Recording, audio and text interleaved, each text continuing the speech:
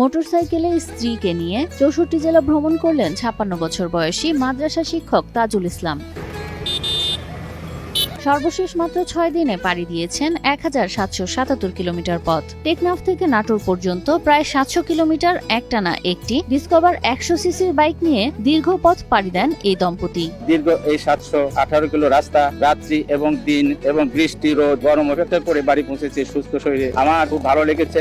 বয়স ৫৬, ডায়াবেটিস ও হৃদরোগে আক্রান্ত। চিকিৎসকদের কঠিন পরামর্শ ছিল জীবনকে সীমাবদ্ধ করে বিশ্রামে থাকতে হবে সবসময়, কিন্তু তাজুল ইসলাম শারীরিক সীমাবদ্ধতাকে জয় করে শুরু করেন নতুন এক যাত্রা। প্রকৃত ট্যুর বা ভ্রমণ আমার শুরু হয় ওপেন হার্ট সার্জারি ১৬ সালের পরে ১৭ সাল থেকে। বর্তমান প্রজন্মের অনেকেই আমার এই ওপেন হার্ট সার্জারি দেখে অনেকেই যখন বাইক করে বের হয়েছে, অনেক বাইকার আমাকে দেখে হেসেছে। পরবর্তীতে যখন কোনো গ্রুপে আমি পোস্ট করেছি, তারা ক্ষমাও চেয়েছে, বলছে না পারেন আপনি। এটা আমাকে আরো বেশি উৎসাহিত করেছে, আমার ভালো লেগেছে।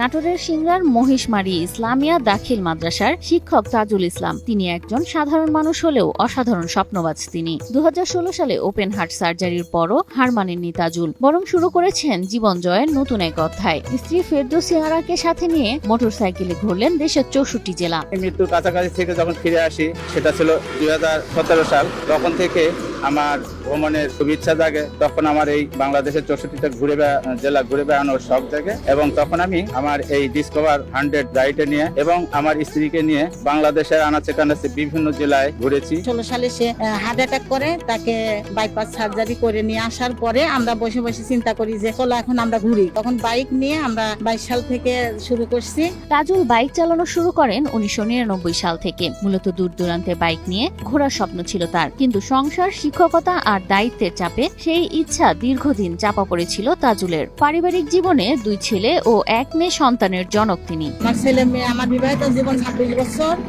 আমার স্বামীর সঙ্গে বেড়ানো অনেক ইচ্ছা, কিন্তু সালপাল মানুষ করার জন্য আমি করতে পারিনি। ছেলে মেয়ে যখন পড়ালেখা শিখে তাদের জীবনে তারা যখন চলে যায়, তখন আমি তার সঙ্গে বেড়ানোর জন্য ইচ্ছুক হই। এরপর ২০২২ সাল থেকে শুরু করে একে একে পাড়ি দিয়েছেন পটুয়াখালী থেকে পঞ্চগড়, বান্দরবান থেকে কুড়িগ্রাম সহ সব জেলা। সবশেষ গেল ১৪ জুলাই তারা শেষ করেছেন ৬৪তম জেলা। জেলা শহর বললে প্রথমে বিভাগীয় শহর, সেটা হলো রাজশাহী। আমার সবচেয়ে ভালো লেগেছে। পাহাড় পর্বত এগুলো সবারই ভালো লাগবে। আমি ভ্রমণ পিপাসু মানুষ হিসেবে সবকিছু ভালো লাগে। আমি সেই মন মানসিকতা নিয়ে বাড়ি থেকে বের হই। আমার সর্বশেষ ট্যুর ছিল নাটোর থেকে ফেনী হয়ে খাগড়াছড়ি এবং সাজেক। সেখান থেকে ফিরে আমি খাগড়াছড়ি, রাঙ্গামাটি, বান্দরবন, কক্সবাজার, এমনকি টেকনাফ শেষ পর্যন্ত এখানে পৌঁছেছি। সেখান থেকে আমার বড় একটা অভিজ্ঞতা। ৭১৮ কিলো রাস্তা সকাল ৮টায় রওনা দিয়ে পরের দিন সকাল ৮টায় আমি বাসায় ফিরেছি। বাছাই করা আলু আর স্পাইসি সিজনিং এ প্রাণ পোটাটা চিপস নাকি বিস্কিট খেয়ে বুঝে নাও। শীত, গরম, বৃষ্টি সবকিছুর মধ্যেই সবসময় পাশে ছিলেন তার জীবন সঙ্গী, একজন অবসরপ্রাপ্ত স্বাস্থ্যকর্মী ফেরদৌসী আরা। এছাড়াও তার এই দীর্ঘ পথ পাড়ি দিতে কখনো কোনো সমস্যার সম্মুখীন হননি বলে জানান তাজুল। আমরা ৬৪ জেলা শেষ করছি, ইনশাল্লাহ আমার কোনো সমস্যা হয়নি। এখন আমাদের দুইজনের একসঙ্গে হজ করার ইচ্ছা আছে। আমি দীর্ঘ পথ পাড়ি দিয়েছি, কোনো বাধার সম্মুখীন হয়নি। প্রশাসনের দিক থেকে আমাকে সাপোর্ট দিয়েছে। আমি রাস্তায় কোনো রকমের দুর্ঘটনা ঘটেনি আমার বাইক নিয়ে। আমি একটা বেসরকারি প্রতিষ্ঠানে স্বাস্থ্যকর্মী হিসাবে চাকরি করি।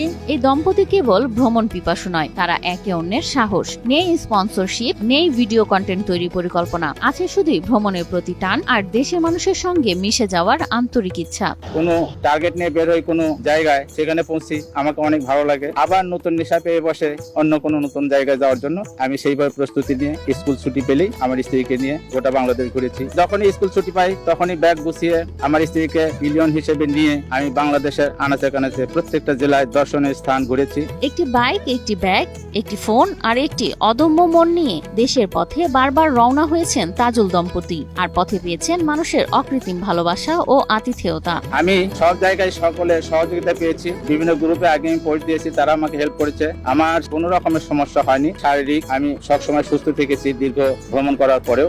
এটা শুকরিয়া। আশ্চর্য হয়ে যাচ্ছি যে এই ৬৪টা জেলার মধ্যে এখন লাস্ট জেলা হচ্ছে নাটোরে। এদের স্বামী স্ত্রীর মধ্যে যে এত ভালোবাসা আর এত আনন্দ, যে তার বুকের মধ্যে যে হার্ট সার্জারি করা, অতি পথে চলে যে এই আনন্দ ৬৪ জেলায় যে একমাত্র ভালোবাসা উপরে করতেছে, এরই তো লাখ লাখ আনন্দের ভালোবাসার বিষয়। এটা তো সবার দ্বারা সম্ভব না। তাদের দুজনের মধ্যে যে এত আন্তরিকতা, এত ভালোবাসা, যে ৬৪ জেলাতে ভ্রমণ করে দেখিয়ে দিল যে নারী ও পুরুষের মধ্যে কোনো বিরোধ নাই।